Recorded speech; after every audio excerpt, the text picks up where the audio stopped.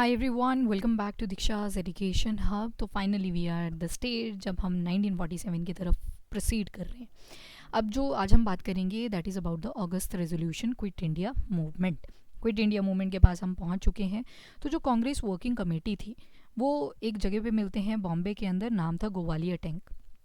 Gowalia tank में मिलते हैं बॉम्बे. तारीख है 8 अगस्त 1942 और क्विट इंडिया रेजोल्यूशन वहाँ पे पास कर देते हैं. क्योंकि हमने ऊपर देखा क्रिप्स का जो क्रिप्स मिशन आया था जिसके तहत ब्रिटिशर्स इंडिया के साथ कोऑपरेट करना चाहते थे on advice of US president. तो जब क्रिप्स मिशन ओपन किए तो वो तो सारे ही अगेंस्ट इंडिया थे. डोमिनियन स्टेटस दे रहे हैं हमें, ठीक है. तो मतलब सॉवरेंटी तो आई नहीं. हम तो अब डोमिनियन स्टेटस चाहते ही नहीं है, हम तो पूर्ण स्वराज चाहते हैं. तो क्रिप्स मिशन फेल हो जाता है और हम अडॉप्ट कर लेते हैं अगस्त रेजोल्यूशन, जो क्विट इंडिया मूवमेंट के नाम से भी जाना जाता है. इस रेजोल्यूशन के तहत क्या था कि जो ब्रिटिश रूल है इंडिया के अंदर वो विड्रॉ हो जाए, यहाँ से निकलो.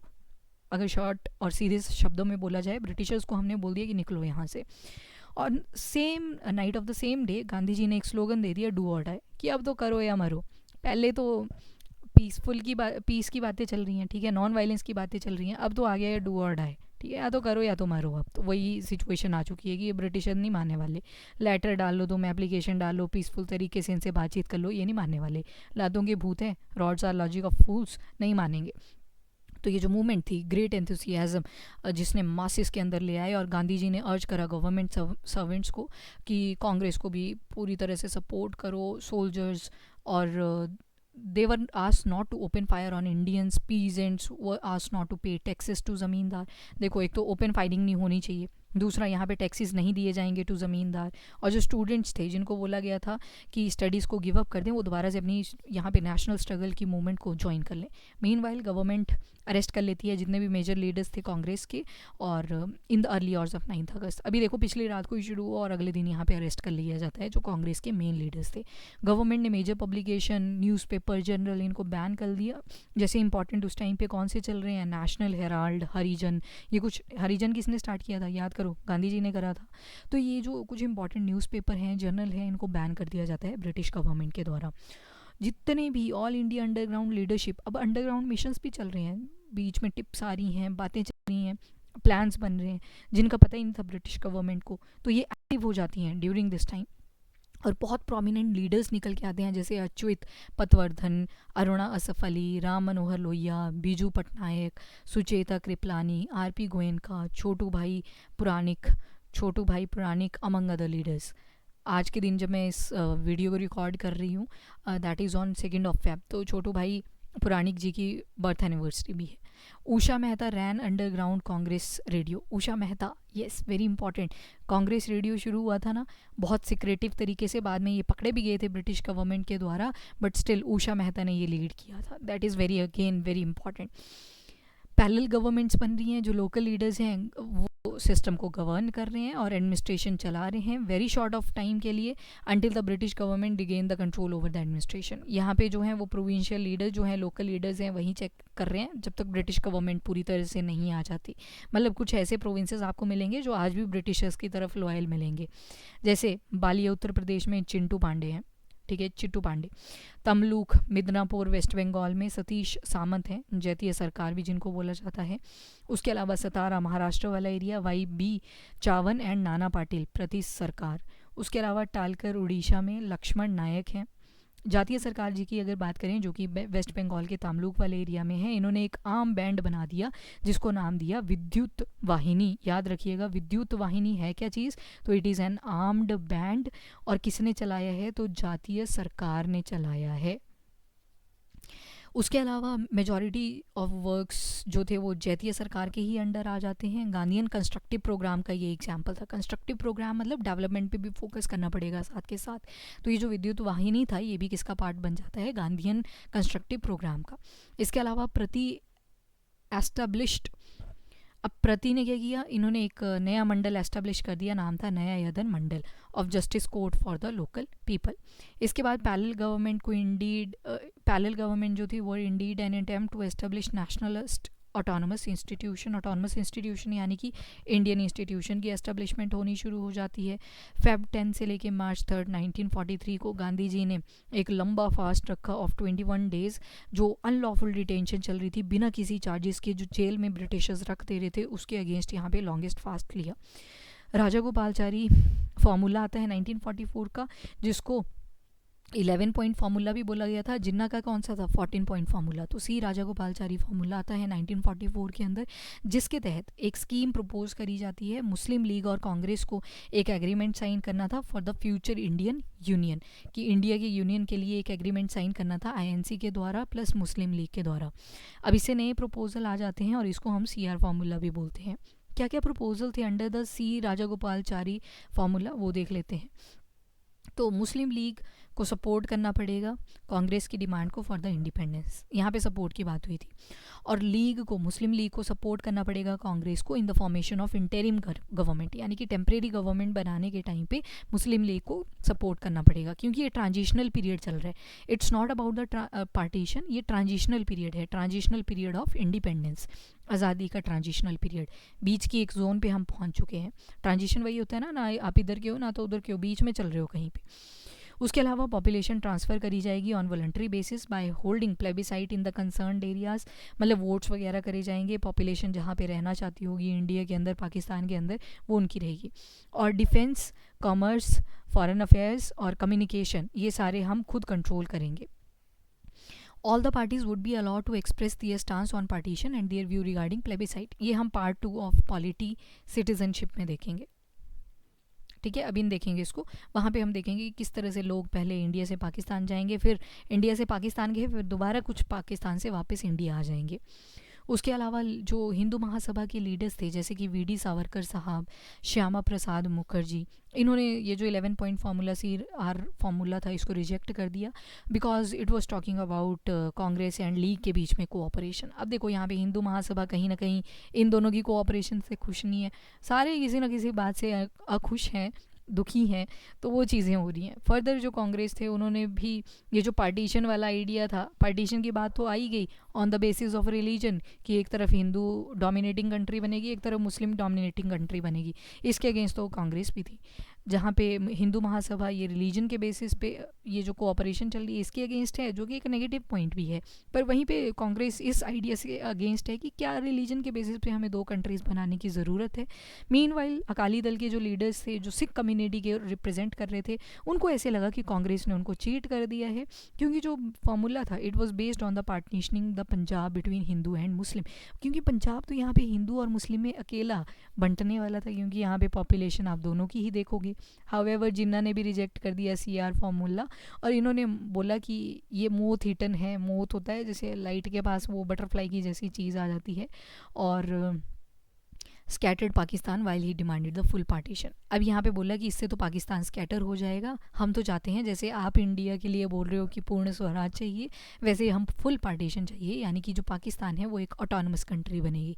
पर गांधी जी कहीं ना कहीं सी राजा गोपालाचारी प्लान के फेवर में थे, तो ये तो हुआ फेलियर, तो सबके देखने को मिले हमें यहाँ पे।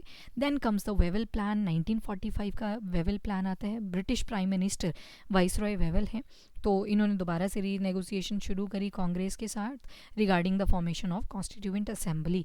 मेजर प्रोविजन क्या क्या थे वेवल प्लान के? तो जितने भी मेंबर्स होंगे एग्जीक्यूटिव काउंसिल के वो इंडियन होने चाहिए, और कमांडर इन चीफ जो रहेंगे that is going to be exception. Again किसकी आवाज़ आ रही है? डोमिनियन स्टेटस की।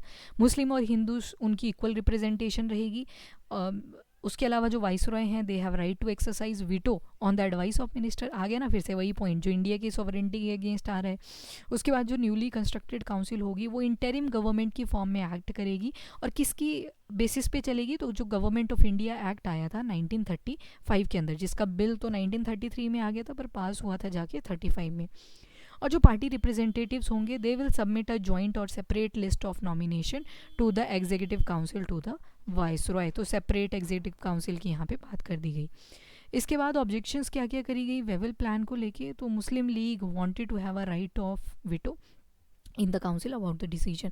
अब यहाँ पे ऑब्जेक्शन क्या आई वेबल प्लान की? पहली तो आती है फ्रॉम द मुस्लिम लीग की तरफ से कि ये क्या बात बनेगी, राइट टू वीटो जो है वो सिर्फ किसको दे दिया गया, इनको दे दिया गया, हिंदूज़ को, और मुस्लिम के इंटरेस्ट में ये चीज़ तो आई नहीं। तो कल को अगर कोई रिलीजन बेस्ड डिसीजन होगा ये तो अपनी मनमानी करेंगे। तो यहाँ पे मुस्लिम लीग ने वेबल प्लान को इस बेसिस पे पहले तो रिजेक्ट कर दिया। और उसके अलावा कांग्रेस ने क्यों रिजेक्ट किया? क्योंकि यहाँ पे जो स्टेटस था कांग्रेस का वो कहीं ना कहीं रिड्यूस हो रहा था, और कास्ट हिंदू ईस्ट पार्टी बनने के चांसेस ज़्यादा थे। जहाँ पे हम जा रहे हैं toward the equality, caste creed को पीछे रख के ये तो दोबारा से उसी बेसिस पे पार्टी को बनाने की ट्राई कर रहे हैं। तो इस वजह से कांग्रेस भी अगेंस्ट था। फिर आता है देसाई लियाकत पैक्ट। देसाई लियाकत पैक्ट भी 1945 में आ जाता है। जब क्विट इंडिया मूवमेंट शुरू हुआ तो भूला भाई देसाई उन्होंने एक नेगोशिएशन शुरू करी थी लियाकत खान ऑफ मुस्लिम लीग के साथ regarding the failure coalition government. जो कोलिजन की गवर्नमेंट बनी थी उनका फेलियर हुआ था। तो देसाई लियाकत पैक्ट जो था, ये समझौता जो था, ये 1945 में आया था, जिसके तहत दोबारा से नेगोशिएशन करनी थी। अब इसके प्रपोजल्स क्या थे? तो एक तो बोला गया कि जो नॉमिनेशन रहेगी equal number of person by Congress and Muslim league. Central जो लेजिस्लेचर होगा, यानी कि जो दिल्ली में सरकार बैठने वाली है, यहाँ पे मुस्लिम और यहाँ पे हिंदूज दोनों का ही इक्वल नॉमिनेशन रहेगा। इसके अलावा रिप्रेजेंटेशन रहेगी माइनॉरिटीज़ की, including schedule caste and Sikh, through the reservation of 20% of all seats in legislature. यहाँ पे 20% का रिजर्वेशन दे दिया दो कम्युनिटीज़ को, एक तो दे दिया सिख को और दूसरा दे दिया शेड्यूल कास्ट को। हावेवर जो मुस्लिम लीग है एंड कांग्रेस है वो दोनों ही इस पैक्ट से सहमत नहीं है, और इस जो पेपर आया था ये देसाई लियाकत पैक्ट, ये भी फेलियर इसका हमें देखने को मिल जाएगा। इसके बाद आती है Shimla conference. Shimla conference very important.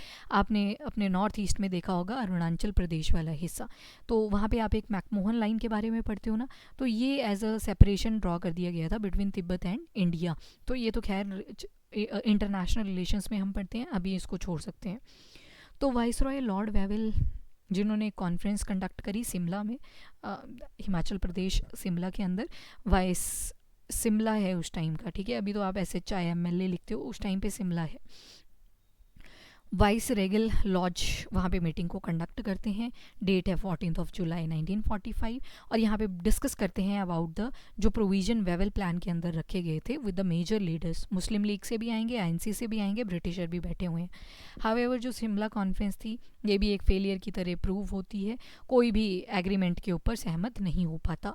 Major outcome क्या निकल के आया था शिमला कॉन्फ्रेंस में से वॉज दैट कि जो लॉर्ड वेवल हैं वो रिकोगनाइज करेंगे मुस्लिम लीग को एज अ नेशनल पार्टी और इंडियन नेशनल कांग्रेस के साथ। तो एक तो नेशनल पार्टी कौन है इस टाइम पे, ANC है, और दूसरी कौन बनने वाली है, Muslim League, as per the Shimla conference. पर यहाँ पे क्या हुआ कि मुस्लिम जो प्रपोजल के हिसाब से क्या था, जो मुस्लिम लीग है उसकी पावर को भी और स्ट्रेंथन कर रहे हैं। पर आपको पता है मुस्लिम लीग दोबारा से रिजेक्ट करने वाली थी, बिकॉज वो भी अड़ गए थे कि अब हमें ना तो सेपरेट इलेक्टोरेट चाहिए, ना तो हमें नेशनल पार्टी बनना है, हमें तो अलग ही देश बनना है। उसके बाद नेताजी सुभाष चंद्र बोस और उनकी इंडियन नेशनल आर्मी की अगर बात करें तो बोस ने 4th पोजीशन रैंक करी थी इंडियन सिविल सर्विस एग्ज़ाम में। जिसकी आप प्रिपरेशन कर रहे हो ना उसको पहले इंडियन सिविल सर्विस एग्ज़ाम बोला जाता था। तो एग्ज़ाम दिया था इन्होंने 1920 में, और उनका जो रिज़ल्ट आया था उसके तहत इन्होंने 4th रैंक अटेन करा। पर ये रेजिग्नेशन दे देते हैं अप्रैल 1921 में। 1924 में कैलकाटा म्यूनसिपल कॉरपोरेशन इलेक्शंस हो जाते हैं, जिसके तहत CR दास जो थे उनको as a first mayor of Calcutta decide करा जाता है, और बोस जो हैं वो चीफ एग्जीक्यूटिव ऑफिसर बन जाते हैं। 1930 में क्या हुआ, जो कांग्रेस डेमोक्रेटिक पार्टी थी उन्होंने मिलिटेंट प्रोग्राम को इनिशिएट कर दिया। He became president of all India trade union Congress in 1931। President बन जाते हैं ऑल इंडिया ट्रेड यूनियन के 1931 में। इनका स्टे रहता है यूरोप के अंदर। 1935 में बोस एक द इंडियन स्ट्रगल लिख देते हैं, और हरिपुरा सेशन के टाइम पे 1938 में इन्होंने एक नेशनल प्लानिंग कमेटी को सेटअप किया with Jawaharlal Nehru as its president. Haripura session की बात हो रही है, ईयर है 1938, और नेशनल प्लानिंग कमेटी यहाँ पे सेट करी गई किसके साथ, जवाहरलाल नेहरू जी के साथ एज अ प्रेसिडेंट। फिर उसके बाद 1939 अगले साल की अगर बात करें तो यहाँ पे त्रिपुरी सेशन हुआ था, जिसके तहत पट्टा भाई सीतारामैया जी को डिफीट करके नेताजी सुभाष चंद्र बोस जो थे वो प्रेसिडेंट बने थे। जस्ट बिकॉज गांधी जी की आइडियोलॉजी से नेताजी सुभाष चंद्र एग्री नहीं किया करते थे, तो उन दोनों की थिंकिंग में कॉन्फ्लिक्ट आ जाता है। नेताजी सुभाष चंद्र बोस यहाँ पे रेजिग्नेट दे देते हैं, बिकॉज गांधी जी कहीं ना कहीं चाहते थे कि पट्टा भी सीतारामैया प्रेसिडेंट बने। उसके बाद फॉरवर्ड ब्लॉक बना दिया नेताजी सुभाष चंद्र बोस ने, कब, 1939 में, कांग्रेस के ही अंदर। और इनकी सस्पिशियस एक्टिविटीज़ की वजह से ब्रिटिश गवर्नमेंट ने इनको हाउस अरेस्ट पे रख दिया और ये एस्केप कर जाते हैं। हाउस अरेस्ट पे थे तो ये चले गए थे जर्मनी, ठीक है, अफ़गानिस्तान के रास्ते से 1941 में। और इनको दो चीज़ों का अप्रूवल भी मिल गया था जर्मनी गवर्नमेंट से, that is anti British propaganda, वो भी अगेंस्ट ही थे बर्लिन से, जर्मनी से। और दूसरा, इन्होंने एक आज़ाद हिंद रेडियो एस्टेब्लिश करा। और दूसरा क्या था कि फ्री इंडिया यूनिट को इन्होंने रेज़ करा, including Indian prisoners of war in Germany. जो इंडियन प्रिजनर ऑफ वॉर थे जर्मनी के अंदर, उन्होंने भी यहाँ पे पार्टिसिपेट किया। उसके बाद ये सिंगापुर पहुँच जाते हैं जुलाई 1943 को, और सुप्रीम कमांडर का एक चार्ज ले लेते हैं इंडियन नेशनल आर्मी में, जिसको रेज़ किया जाता है as a captain Mohan Singh since 1942, और इंडियन प्रिजनर ऑफ वॉर भी थे इसमें। अब 21 अक्टूबर 1943 को बोस ने एक प्रोविंशियल गवर्नमेंट बना दी, आज़ाद हिंद, जिसके हेडक्वार्टर थे रंगून और सिंगापुर के अंदर। सुभाष चंद्र बोस स्लोगन देते हैं कि तुम मुझे खून दो, मैं तुम्हें आज़ादी दूंगा, ये स्लोगन दिया था कंट्री ऑफ बर्मा से। इंडियन नेशनल आर्मी बना दी थी, और इन्होंने इम्फाल और कोहिमा वाले एरिया को 1944 में अटेन भी कर लिया था। ये आर्मी में बिलीव किया करते थे, और इन्होंने नारा दे दिया, दिल्ली चलो, मार्च टू दिल्ली। आईएनए ने अंडमान एंड निकोबार आइलैंड को लिबरेट किया, और ख़ास बात यह है कि आज के टाइम पे वहाँ पे आर्मी भी है, एयरफोर्स भी है, नेवी भी है, ठीक है, ट्राई सर्विसेज यहाँ पे देखने को मिलती है। और ये जो अंडमान था, इसको शहीद नाम दिया, और निकोबार एज स्वराज। दोबारा से बहुत सारे ऐसे आइलैंड्स हैं हमारे इंडियन ओशन के अंदर जिनकी रीनेमिंग हमने नेताजी सुभाष चंद्र बोस से एसोसिएटेड नाम पे भी करी हैं।